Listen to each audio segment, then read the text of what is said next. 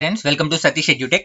So channel ఇంకా ఎవరైతే subscribe చేసుకోలేదో subscribe చేసుకొని పక్కన వచ్చే బెల్ పైన క్లిక్ చేయండి. ఎందుకంటే రైల్వేకి సంబంధించినటువంటి ప్రతిరోజు షిఫ్ట్ అనాలిసిస్ అయితే మీకు రావడం జరుగుతుంది. ఈ వీడియోలో మనం డిసెంబర్ 28కి సంబంధించినటువంటి first shift second shift bits రెండు చూద్దాం. ఎందుకంటే ఫస్ట్ షిఫ్ట్ వీడియో ఆల్రెడీ చూశాను, చూడని వాళ్ళు అయితే చూడండి. అండ్ ఆ వీడియో కింద కొంతమంది ఫస్ట్ షిఫ్ట్ అడిగిన క్వశ్చన్స్ ఇంకొన్ని కూడా చెప్పారు, అవి కూడా దీంట్లో నేను యాడ్ చేయడం జరుగుతుంది. ఎందుకంటే ఏ బిట్ కూడా మనము వదిలిపెట్టాము. సో మాక్సిమం మనకు వచ్చినటువంటి అన్ని ఇన్ఫర్మేషన్ కూడా మనము వీడియో ద్వారా కవర్ చేస్తాం. ఓకే, సో అండ్ ఫస్ట్ మనం చూసినట్లయితే ఫస్ట్ షిఫ్ట్ లో మనకు అడిగినటువంటి క్వశ్చన్ చూసినట్లయితే విద్యుత్ ప్రవాహం, దీన్ని మనం ఏమంటాం కరెంట్ అంటాం. ఈ కరెంట్ యొక్క ఎస్ఐ యూనిట్ ఏంటి అని అడిగారు. సో కరెంట్ యొక్క ఎస్ఐ యూనిట్ ఏంటి అంటే ఆంపియర్. కరెంట్ యొక్క ఎస్ఐ యూనిట్ ఏంటి ఆంపియర్. అదే కాకుండా మనకు నెక్స్ట్ షిఫ్ట్ లలో అడగడానికి అవకాశం ఉన్నటువంటి క్వశ్చన్ చూసినట్లయితే విద్యుత్ క్షేత్రం. సో దీన్ని మనం ఏమంటాం అంటే ఎలక్ట్రిక్ ఫీల్డ్ అంటాం. దీని యొక్క ఎస్ఐ యూనిట్ ఏంటంటే newton per coulomb. Newton per coulomb. అదేవిధంగా విద్యుదావేశం, సో దీన్ని మనం ఏమంటామంటే ఎలక్ట్రిక్ ఛార్జ్ అంటాం. ఎలక్ట్రిక్ ఛార్జ్ యొక్క ఎస్ఐ యూనిట్ ఏంటంటే కూలుంబ్. అదేనా. నెక్స్ట్ విద్యుత్ నిరోధం, దీన్ని మనం ఏమంటాం రెసిస్టెన్స్ అని పిలుస్తాం. సో విద్యుత్ నిరోధం యొక్క ఎస్ఐ యూనిట్ ఏంటంటే ఓం. అదేవిధంగా విద్యుత్ కెపాసిటీ, సో విద్యుత్ కెపాసిటీ యొక్క ఎస్ఐ యూనిట్ ఏంటంటే ఫారడే. దీన్ని మనము ఎఫ్ అనేటువంటి అక్షరంతో చూపించడం జరుగుతుంది అనమాట. సో ఇవి చాలా చాలా ఇంపార్టెంట్. విద్యుత్ ప్రవాహం అయితే ఆంపియర్, విద్యుత్ క్షేత్రం ఎలక్ట్రిక్ ఫీల్డ్ అయితే న్యూటన్ పర్ కూలుమ్, విద్యుత్ ఆవేశాన్ని అడిగితే కూలుమ్, అండ్ విద్యుత్ నిరోధాన్ని అడిగితే ఓం, విద్యుత్ కెపాసిటీ అడిగితే ఫారడే అని చెప్పేసి మనం చెప్పాల్సి ఉంటుంది. ఆల్రెడీ ఎస్ఐ యూనిట్స్ పైన నేను ఆల్రెడీ వీడియో చేశాను, చూడని వాళ్ళు ఉంటే ఇక్కడ ఐ సింబల్ పైన మీరు క్లిక్ చేసి ఆ ఎస్ఐ యూనిట్ వీడియో అయితే తప్పనిసరిగా చూడండి. ఓకే, నెక్స్ట్ క్వశ్చన్ చూసినట్లయితే యంగెస్ట్ ప్రెసిడెంట్ ఇండియా. ఓకే, భారతదేశంలో అతి తక్కువ వయసులో మనకు రాష్ట్రపతి అయినటువంటి పర్సన్ ఎవరు అడిగారు. ఎవరు అంటే మనకు నీలం సంజీవ్ రెడ్డి గారు. అదేవిధంగా బ్రెయిన్ ఆఫ్ కంప్యూటర్ అని దేన్ని పిలుస్తామని అడిగారు. సో బ్రెయిన్ ఆఫ్ కంప్యూటర్ అని దేన్ని పిలుస్తాం మనము సిపియును పిలవడం జరుగుతుంది. సిపియు యొక్క ఫుల్ ఫామ్ అనేటువంటిది మీరు కామెంట్ ద్వారా నాకు తెలపండి. Next Swaraj is my birth right and I shall have it. So స్వరాజ్యం అనేది నా జన్మ హక్కు, నేను సాధించి తీరుతాను అనేటువంటి నినాదాన్ని ఇచ్చింది ఎవరిని అడిగారు. ఎవరు అంటే మీ అందరికి తెలుసు, బాలగంగాధర్ తిలక్ గారు. ఓకే, బాలగంగాధర్ తిలక్ గారు. నెక్స్ట్ యుఆర్ఎల్ యొక్క ఫుల్ ఫామ్ అడిగారు. సో యుఆర్ఎల్ యొక్క ఫుల్ ఫామ్ ఏంటి, uniform resource locator. So computer లో అడిగినటువంటి ముఖ్యమైన ప్రీవియస్ బిట్స్ తో నేను ఒక వీడియో చేశాను. ఆ వీడియో చూడని వాళ్ళు ఉన్నట్లయితే ఈ ఐ సింబల్ పైన క్లిక్ చేసి మీరు ఆ వీడియో చూడొచ్చు అనమాట. Okay, next sound doesn't travel through. Sound అనేటువంటిది ధ్వని ఏదైతే ఉందో ఈ క్రింది వాటిలో వేటి గుండా వెళ్ళదు అని అడిగారు. వాక్యూమ్ అంటే శూన్యం అనమాట. ఓకే, ధ్వని అనేటువంటిది శూన్యం గుండా ప్రయాణించదు. ఇది గుర్తుంచుకోండి. ఇవన్నీ first shift questions. Okay, second shift కూడా నేను డిస్కషన్ చేస్తాను. నెక్స్ట్ సుకన్య సమృద్ధి యోజన. ఈ యొక్క సుకన్య సమృద్ధి యోజన అనేటువంటిది ఎవరికి సంబంధించినటువంటిది అని అడిగారు. ఎవరికి సంబంధించినటువంటి అంటే గర్ల్ చైల్డ్ కి సంబంధించినటువంటిది అనమాట. ఓకే, బాలికలకు సంబంధించినటువంటి ఒక స్కీమ్ డిపాజిట్ ప్రోగ్రామ్ అనమాట ఇది. ఓకే, నెక్స్ట్ సాల్ట్ మార్చ్, దీన్ని మనము దండయాత్ర అని కూడా పిలవచ్చు అనమాట. సో ఈ యొక్క సాల్ట్ మార్చ్ ఏదైతే ఉందో ఇది ఏ డిస్టిక్ లో ఎండ్ అయింది అని అడిగారు. సో ఏ డిస్టిక్ లో అంటే దండిలో ఎండ్ అయింది. దాన్ని మనము నవశ్రీ అని చెప్పేసి ఇప్పుడు ప్రజెంట్ పిలవడం జరుగుతుంది అనమాట. ఓకే, నవసరి అని చెప్పేసి పిలవడం జరుగుతుంది. నెక్స్ట్ పొటాటో నేషనల్ ఇన్స్టిట్యూట్ అనేటువంటిది ఎక్కడ ఉంది. ఓకే, పొటాటో నేషనల్ ఇన్స్టిట్యూట్ అనేటువంటిది ఎక్కడ ఉంది అన్నారు. రీసెర్చ్ ఇన్స్టిట్యూట్ ఎక్కడ ఉంది అంటే ఇది షిమ్లాలో ఉండడం జరిగింది. ఓకే, నెక్స్ట్ సో ఈ రీసెర్చ్ సెంటర్స్ ఒకసారి చూసుకోండి, చాలా చాలా ఇంపార్టెంట్. ఎందుకంటే బాబా రీసెర్చ్ అటామిక్ సెంటర్ గురించి నెక్స్ట్ షిఫ్ట్ లో సెకండ్ ఫేజ్ లో అడిగారు అనమాట. నెక్స్ట్ షిఫ్ట్ లో మీకు రీసెర్చ్ సెంటర్స్ పైన అడుగుతారు. Next multi rocket launcher by DRDO. So ఇటీవల డిఆర్డిఓ తయారు చేసినటువంటి మల్టీ రాకెట్ లాంచర్ పేరు ఏం పేరు అడిగారు. దాని పేరు ఏం పేరు అంటే Pinaka. Okay, Pinaka. Next Jnanpith award గురించి అడిగారు. సో 55వ జ్ఞాన్పీఠ్ గురించి అని అన్నారు కొంతమంది ఏమో 54 గురించి అన్నారు. సో చాలా మంది అయితే 54 గురించి అన్నారు. సో 54వ జ్ఞాన్పీఠ అవార్డుకి ఎవరికి వచ్చిందంటే మనకు అమితావ్ ఘోష్ గారికి రావడం జరిగింది. ఈయన ఇంగ్లీష్ రచయిత. నెక్స్ట్ 2017లో 53వ జ్ఞాన్పీఠ్ ఎవరికి రావడం జరిగిందంటే కృష్ణ సోబ్తి గారికి రావడం జరిగింది. సో మనకు వీరు హిందీ సంబంధించినటువంటి రచయిత. నెక్స్ట్ చూసినట్లయితే 2019 లేదా 55వ జ్ఞాన్పీఠ్ ఎవరికి వచ్చిందంటే నంబూర్తి గారికి రావడం జరిగింది. ఈయన మనకు మలయాళం రచయిత అనమాట. ఓకే, ఇవి గుర్తుంచుకోండి. నెక్స్ట్ యుఎస్ ఓపెన్ గురించి అడిగారు. యుఎస్ ఓపెన్ విన్నర్ అని అడిగారు. సో యుఎస్ ఓపెన్ లో ఏ విన్నర్ అని మనకు అడగలేదు కాబట్టి మొత్తం కూడా మనం చూసుకుందాం. యుఎస్ ఓపెన్ కి సంబంధించినటువంటి పురుషుల సింగిల్స్ అయితే డొమినిక్ థీమ్ గెలవడం జరిగింది. ఇతను ఆస్ట్రియా ప్లేయర్. నెక్స్ట్ మహిళల సింగిల్స్ గురించి చూసినట్లయితే మహిళల సింగిల్స్ విజేత ఎవరు అంటే నవోమి ఒసాకా. నెక్స్ట్ పురుషుల డబుల్స్ చూసినట్లయితే మెట్ పావిక్, బ్రూనో సోరెస్ గెలవడం జరిగింది. మహిళల డబుల్స్ చూస్తే మనకు లారా సీజ్మన్ అండ్ వేరా జొనరేవా గెలవడం జరిగింది అనమాట. ఒకసారి దీన్ని స్క్రీన్ షాట్ తీసుకోండి, ఇవన్నీ కూడా కంప్లీట్ చేయండి. స్పోర్ట్స్ రౌండ్ అప్ ఆల్రెడీ నేను చేశాను 1 year మొత్తం 5 వీడియోస్ లో కంప్లీట్ చేశాను. చూడని వాళ్ళు ఉంటే ఐ సింబల్ పైన క్లిక్ చేసి చూడడం మర్చిపోవద్దు. Okay, next BIMSTEC. Okay, so ఈ యొక్క బీమ్స్టెక్ అనేటువంటి దాని గురించి బీమ్స్టెక్ లో లేని దేశం ఏది అని అడిగారు. ఈ యొక్క బీమ్స్టెక్ అంటే ఫుల్ ఫామ్ కూడా అడిగే అవకాశం ఉంది నెక్స్ట్ షిఫ్ట్ లలో, గుర్తుంచుకోండి. బీమ్స్టెక్ అంటే the Bay of Bengal initiative for multi sectoral technical and economical corporation అనేటువంటిది ఈ యొక్క బీమ్స్టెక్ యొక్క ఫుల్ ఫామ్. దీంట్లో ఉన్న దేశాలు ఏంటంటే Bangladesh, Bhutan, India, Myanmar, Nepal, Sri Lanka, Thailand. Okay, Bangladesh, Bhutan, India, Myanmar, Nepal, Sri Lanka, Thailand. మనకు ఆప్షన్లలో బంగ్లాదేశ్ అనేటువంటిది ఇక్కడ ఇవ్వలేదన్నమాట. ఓకే, ఇది ఇవ్వకుండా వేరే దేశం అనేటువంటి దాన్ని ఇవ్వడం జరిగింది. నెక్స్ట్, క్రింది రాష్ట్రాలలో సెవెన్ సిస్టర్స్ లో, ఓకేనా, ఈశాన్య మన రాష్ట్రాలు ఉంటాయి కదా, దాంట్లో మనం ఏమంటాం సెవెన్ సిస్టర్స్ అని పిలుస్తాం కదా. సో ఈ యొక్క సెవెన్ సిస్టర్స్ లో లేని రాష్ట్రం ఏది అని అడిగారు. సో సెవెన్ సిస్టర్స్ లో లేని రాష్ట్రం ఏది అంటే సిక్కిం. ఓకే, సెవెన్ సిస్టర్స్ ఏవేవి అంటే అరుణాచల్ ప్రదేశ్, అస్సాం, మేఘాలయ, మణిపూర్, మిజోరం, నాగాలాండ్, త్రిపుర అనేటువంటివి ఏడిటిని సెవెన్ సిస్టర్స్ అంటాం. దీంట్లో లేనిది ఏది అంటే సిక్కిం. ఓకే, గుర్తుంచుకోండి. నెక్స్ట్, ఫిక్కీ యొక్క ఫుల్ ఫామ్ అన్నారు. ఫిక్కీ యొక్క ఫుల్ ఫామ్ ఏంటంటే the federation of Indian chambers commerce industry. ఇది సెకండ్ షిఫ్ట్ అన్నారు. Okay, the federation of Indian chambers of commerce and industry అనేటువంటి దానికి ఫిక్కీ యొక్క ఫుల్ ఫామ్. నెక్స్ట్, దాదాబాయి నెహ్రోజ్ గురించి క్వశ్చన్ అన్నారు. So poverty and an British rule in India అనేటువంటి పుస్తకం రచించింది ఎవరు అన్నారు కొంతమంది, లేదంటే grand old man of India అని ఎవరిని అంటారని అడిగారు. సో రైట్ ఆన్సర్ వచ్చేసి రెండింటికి ఆన్సర్ దాదాబాయి నెహ్రోజీ గారు. నెక్స్ట్ మనకు అడిగినటువంటి క్వశ్చన్లు చూసినట్లయితే ఎగ్జామ్ పాయింట్ ఆఫ్ వ్యూలో సెకండ్ షిఫ్ట్ లో మనం చూసుకున్నట్లయితే ఈ యొక్క 2020లో ఆర్థిక శాస్త్రంలో నోబెల్ ఎవరికి వచ్చిందని అడిగారు. 2020లో ఆర్థిక శాస్త్రంలో నోబెల్ ఎవరికి వచ్చింది. సో ఈ యొక్క నోబెల్ పైన నేను వీడియో చేశాను, చూడని వాళ్ళు ఉంటే తెలుసు కదా, ఐ సింబల్ ఉంది కదా, దానిపైన క్లిక్ చేయండి. 2020లో ఆర్థిక శాస్త్రం నోబెల్ ఎవరికి వచ్చిందంటే ఇద్దరికి రావడం జరిగింది. ఒకరు రాబర్ట్ బి విల్సన్ అండ్ అదేవిధంగా మనకు సెకండ్ పర్సన్ వచ్చేసి పాల్ మిల్గ్రామ్. వీళ్ళిద్దరికి కూడా 2020లో మనకు ఆర్థిక శాస్త్రంలో భాగంగా నోబెల్ అనేటువంటిది రావడం జరిగింది. నెక్స్ట్ చూసినట్లయితే ఎన్ఎన్పి యొక్క ఫుల్ ఫామ్ ఏంటి అని అడిగారు. సో ఎన్ఎన్పి ఫుల్ ఫామ్ ఏమిటంటే నెట్ నేషనల్ ప్రోడక్ట్ అనేటువంటిది దీని ఫుల్ ఫామ్. కొంతమంది ఏమో జిఎన్పి అన్నారు. ఒకవేళ జిఎన్పి అడిగితే మనం ఏం చెప్తామంటే గ్రాస్ నేషనల్ ప్రోడక్ట్ అని చెప్తాం. ఓకే, గ్రాస్ నేషనల్ ప్రోడక్ట్ అనేటువంటిది దీని యొక్క ఫుల్ ఫామ్. కొంతమంది ఎన్ఎన్పి అన్నారు, కొంతమంది జిఎన్పి అన్నారు. సో ఎన్ఎన్పి అనేటువంటిది ఎక్కువ మంది చెప్పడం జరిగింది. నెక్స్ట్ చూసినట్లయితే నెక్స్ట్ మనకు అడిగినటువంటి క్వశ్చన్ చూసినట్లయితే Bhabha research atomic centre. Okay, so Bhabha atomic research centre యొక్క హెడ్ క్వార్టర్స్ ఎక్కడ ఉందని అన్నారు. హెడ్ క్వార్టర్స్ ఇది ఎక్కడ ఉందంటే మనకు ముంబైలో ఉంది. ఓకే, బాబా అటామిక్ రీసెర్చ్ హెడ్ క్వార్టర్స్ ఎక్కడ ఉందంటే మనకు ముంబైలో ఉండడం జరిగింది అనమాట.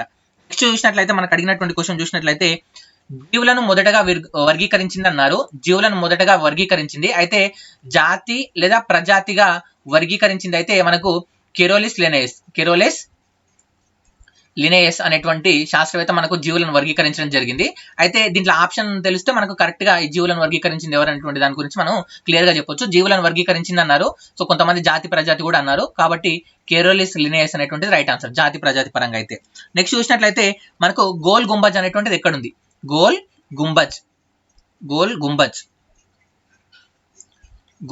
అనేటువంటిది ఎక్కడుందన్నారు. ఇది ఎక్కడుందంటే కర్ణాటక. ఓకే, కర్ణాటక రాష్ట్రంలో ఉండడం జరిగింది. ఎక్కడంటే బీజాపూర్ దగ్గరలో ఉండడం జరిగింది. గోల్ గుంబజ్ ఎక్కడ ఉందని అడిగారు. కర్ణాటకలోని బీజాపూర్ దగ్గరలో ఉండడం జరిగింది. అదేవిధంగా కామన్వెల్త్ గేమ్స్ ని 5 సార్లు నిర్వహించిన దేశం. కామన్వెల్త్ గేమ్స్ ఏవైతే ఉన్నాయో ఈ కామన్వెల్త్ గేమ్స్ ని 5 సార్లు నిర్వహించిన దేశం ఏది అని అడిగారు. కామన్వెల్త్ గేమ్స్ ని 5 సార్లు నిర్వహించిన దేశం ఏది అంటే ఆస్ట్రేలియా.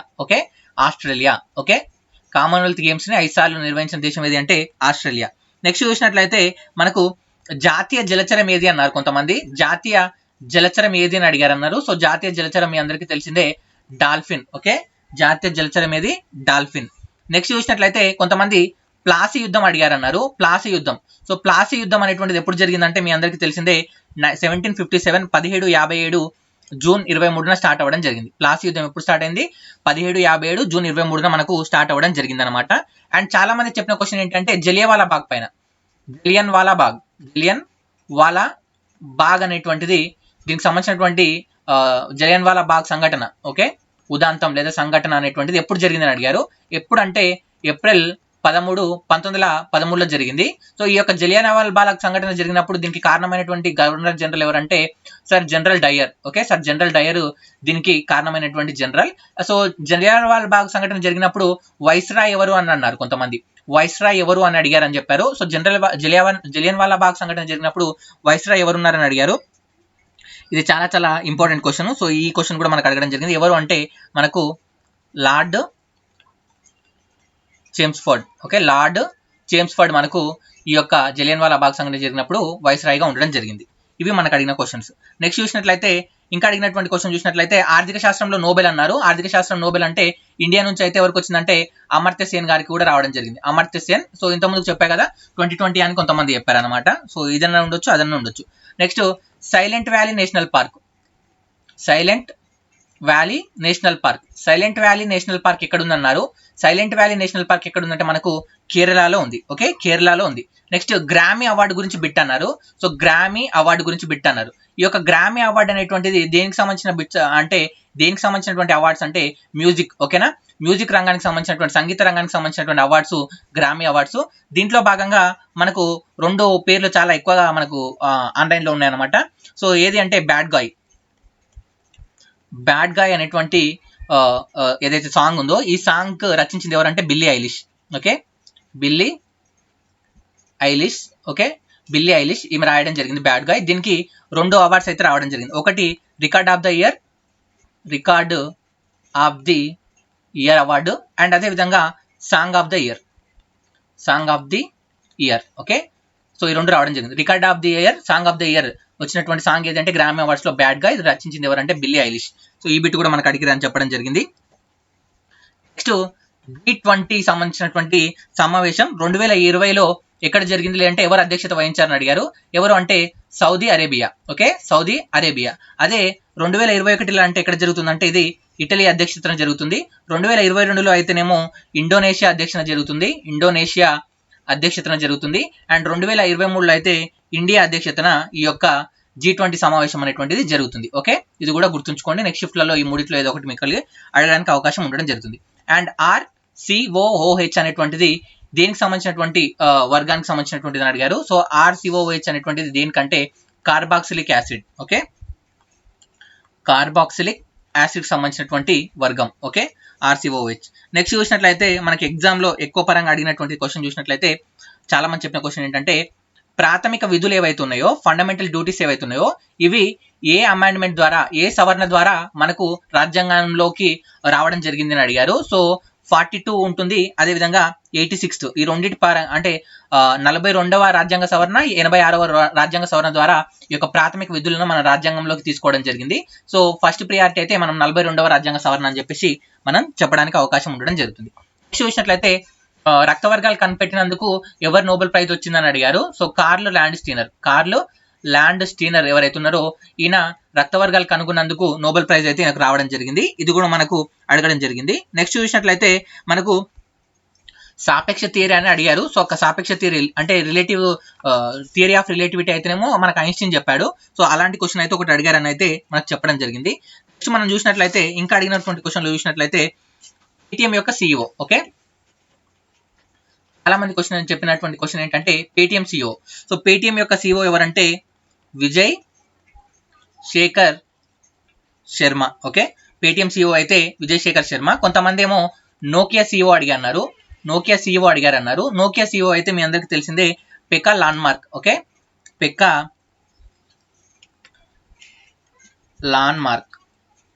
లాన్మార్క్ నోకియా యొక్క CEO. అదే ఫేస్బుక్ యొక్క CEO అంటే మీ అందరికి తెలిసిందే ఫేస్బుక్ యొక్క CEO అంటే మార్క్ జుకర్బర్గ్.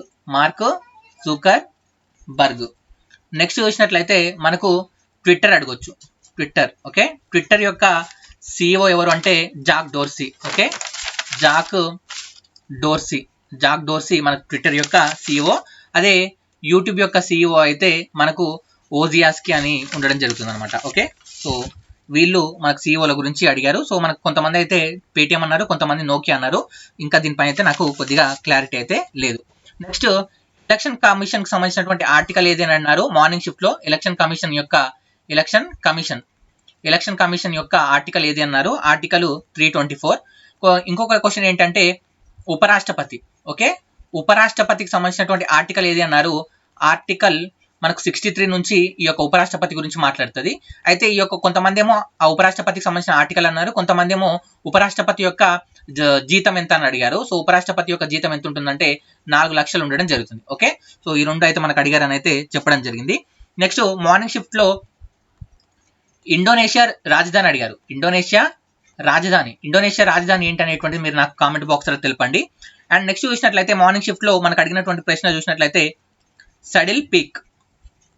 ఓకే, సడిల్ పర్వతం అనేటువంటిది ఎక్కడ ఉంది అని అడిగారు. ఈ యొక్క సడిల్ పర్వతం అనేటువంటిది ఎక్కడ ఉందంటే అండమాన్ లో ఉంది. ఓకే, ఎక్కడ ఉంది? అండమాన్ లో ఉండడం జరిగింది. నెక్స్ట్ మార్నింగ్ షిఫ్ట్ లో నేను మిస్ అయిన క్వశ్చన్ వచ్చేసి అంతర్జాతీయ న్యాయస్థానం అనేటువంటిది ఎక్కడ ఉంది అన్నారు. సో అంతర్జాతీయ న్యాయస్థానం ఎక్కడ ఉందంటే ది హెగ్ లో ఉండడం జరిగింది. నెక్స్ట్ చూసినట్లయితే మార్నింగ్ అడిగినటువంటి క్వశ్చన్ లో ర్యామ్ యొక్క ఫుల్ ఫామ్ ఏంటి అన్నారు. ర్యామ్ యొక్క ఫుల్ ఫామ్ ఏంటి అనేటువంటిది మీరు నాకు కామెంట్ చేయడం మర్చిపోవద్దు. అండ్ అదేవిధంగా మార్నింగ్ క్వశ్చన్ ఇంకో క్వశ్చన్ ఏంటంటే పర్యావరణ పరిరక్షణ చట్టం ఏదైతే ఉందో ఈ యొక్క పర్యావరణ పరిరక్షణ చట్టం ఏ సంవత్సరంలో వచ్చిందన్నారు. ఇది 1986లో రావడం జరిగింది. 1986లో ఈ యొక్క పర్యావరణ పరిరక్షణ చట్టం అయితే రావడం జరిగింది. నెక్స్ట్ మనకు చూసినట్లయితే ఇంకా అడిగినటువంటి క్వశ్చన్లు చూసినట్లయితే D2O గురించి అడిగారు. సెకండ్ షిఫ్ట్ లో D2Oని ఏమని పిలుస్తారు? సో D2Oని మనం ఏమంటాం అంటే భారజలం అంటాం. దీన్ని మనము ఇంకొక పేరు ఏంటంటే డ్యూటీరియం ఆక్సైడ్ అని చెప్పేసి కూడా పిలవడం జరుగుతుంది. D2 అంటే భారజలం అంటాం, దీన్ని మనము డ్యూటీరియం ఆక్సైడ్ అని కూడా పిలవడం జరుగుతుంది అనమాట. నెక్స్ట్ క్వశ్చన్ చూసినట్లయితే రాజస్థాన్ గవర్నర్ ఎవరు అని అడిగారు. రాజస్థాన్ గవర్నర్ ఎవరు? కల్రాజ్ మిశ్రా గారు ఈ యొక్క రాజస్థాన్ యొక్క గవర్నర్ గా ఉండడం జరిగింది. నెక్స్ట్ క్వశ్చన్ చూసినట్లయితే విటమిన్ డి లోపం వల్ల వచ్చేటువంటి వ్యాధి ఏది అన్నారు. సో విటమిన్ డి లోపం వల్ల వచ్చేటువంటి వ్యాధి ఏదంటే రికెట్స్ అనేటువంటి వ్యాధి అనేటువంటి మనకు రావడం జరుగుతుంది అనమాట. ఓకే, రికెట్స్ అనేటువంటి వ్యాధి మనకు రావడం జరుగుతుంది. నెక్స్ట్ చూసినట్లయితే మార్నింగ్ షిఫ్ట్ లో మంగళయాన్ అనేటువంటిది ఏ సంవత్సరంలో ప్రారంభమైంది అన్నారు. సో ఈ యొక్క మంగళయాన్ అనేటువంటిది మనకు 2013లో ప్రారంభమైంది. ఎప్పుడు అంటే November 5న ఈ యొక్క మంగళయాన్ అనేటువంటిది ప్రారంభం అవడం జరిగింది. ఇంకోటి చూసినట్లయితే మార్నింగ్ అడిగినటువంటిది వందే భారత్ ఎక్స్ప్రెస్ అనేటువంటిది ఎక్కడి నుంచి ఎక్కడి వరకు స్టార్ట్ చేశారని అడిగారు. సో దీన్ని మనము ట్రైన్ 18 అని కూడా పిలవడం జరుగుతుంది. ఈ యొక్క ట్రైన్ 18 లేదా వందే భారత్ అనేటువంటిది మనకు ఢిల్లీ నుంచి వారణాసి వరకు నడవడం జరిగింది. ఢిల్లీ నుంచి వారణాసి ఉంటుంది కొన్నిసార్లు ఆప్షన్లలో, లేదంటే ఢిల్లీ నుంచి మీకు కట్రా అనేటువంటి ప్రదేశం అని ఉండొచ్చు. ఏది రైట్ ఉంటే అది ఇవ్వాలి. ఢిల్లీ నుంచి వారణాసి అనేటువంటిది ఉంటే ఫస్ట్ ప్రయారిటీ దానికి ఇచ్చేసేయండి. నెక్స్ట్ చూసినట్లయితే 2020లో ఖేలో ఇండియా యూత్ గేమ్స్ ఎక్కడ జరిగాయి? 2020లో ఖేలో ఇండియా యూత్ గేమ్స్ అనేటువంటివి ఎక్కడ జరిగాయి అన్నారు. సో 2020లో ఖేలో ఇండియా యూత్ గేమ్స్ ఎక్కడ జరిగాయంటే గౌహతి అస్సాంలో జరగడం జరిగింది. నెక్స్ట్ చూసినట్లయితే ఇండియాలో రామ్సర్ సైట్లు ఎన్ని ఉన్నాయి అన్నారు. రామ్సర్ సైట్స్ అంటాం. Okay, Ramsar sites. ఓకే, ఇండియాలో ఈ యొక్క రామ్సర్ సైట్లు ఎన్ని ఉన్నాయంటే 42 సైట్లు ఉన్నాయి. ఓకే, రామ్సర్ సైట్లు ఎన్ని ఉన్నాయి? 42 ఉన్నాయి. ఒకసారి మీరు గూగుల్లో రామ్సర్ సైట్స్ ఇన్ ఇండియా అని కొడితే ఈ 42 వస్తాయి. ఒకసారి వాటి గురించి అయితే ఇన్ఫర్మేషన్ చూసుకోండి. మీకు ఎగ్జామ్ పాయింట్ ఆఫ్ లో చాలా అది ఉపయోగపడడం జరుగుతుంది అనమాట. ఓకే, నెక్స్ట్ క్వశ్చన్ మనం చూసినట్లయితే ఎగ్జామ్ లో మనకు అడిగినటువంటి క్వశ్చన్ మనం చూసినట్లయితే